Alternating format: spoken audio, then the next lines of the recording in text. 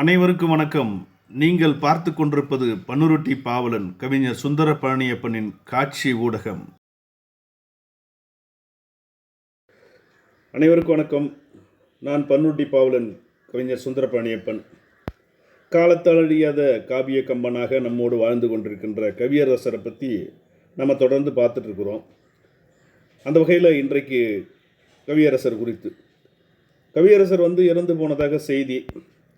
அந்த செய்தி கேள்விப்பட்டு திரைத்துறை சார்ந்தவங்கள்லாம், பல்வேறு துறை சார்ந்தவங்கள்லாம் அங்கே இருக்காங்க.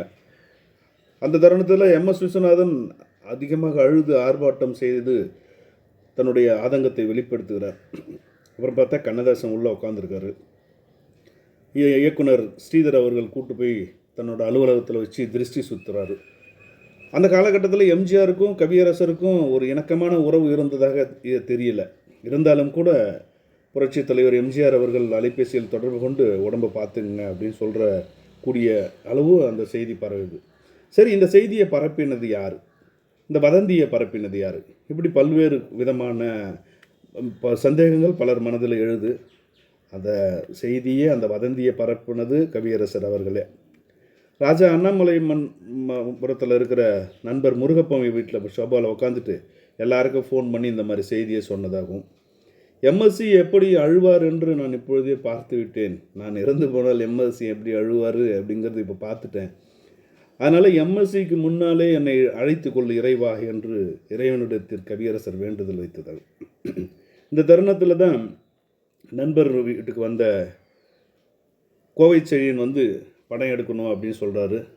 1962ஆம் ஆண்டு கோவை செழியனோட மனைவியும் தன் மனைவியும் பங்குதாரர்களை போட்டு குமுதம் இதழில் வேலை செஞ்ச ராக்கி ரங்கராஜனுடைய கதையை வாங்கி ஜெமினி கணேசனும் தேவிகாவும் நடிக்க அதை சுமைதாங்கின்னு ஒரு படமாக எடுக்கிறாங்க. அந்த சுமைதாங்கியில் 7 பாடல்கள் எழுதப்பட்ட கவியரசன் பாடல்கள் அத்தனையுமே முத்தாய்ப்பான பாடல்கள்.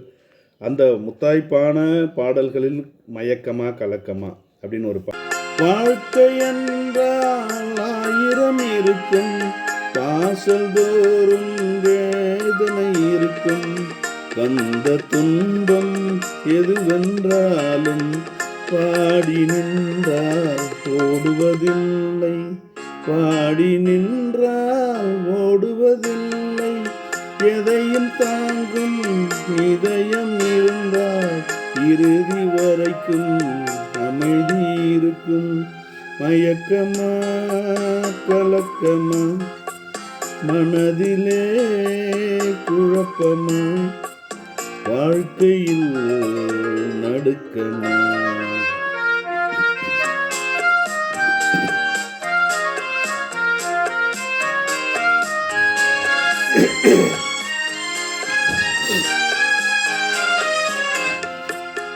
ஏழை மனதை மாளிகையாக்கி இரவும் பகலும் காவியம் பாடி நாளை பொழுதை இறைவனுக்கு அளித்து நடக்கும் வாழ்வில் அமைதியை தேடு, நடக்கும் வாழ்வில் அமைதியை தேடு, உனக்கும் கீழே உள்ளவர் கோடி, நினைத்து பார்த்து நிம்மதி நாடு, மயக்கமா கலக்கமா மனதிலே குழப்பமா வாழ்க்கையில் நடுக்கமா.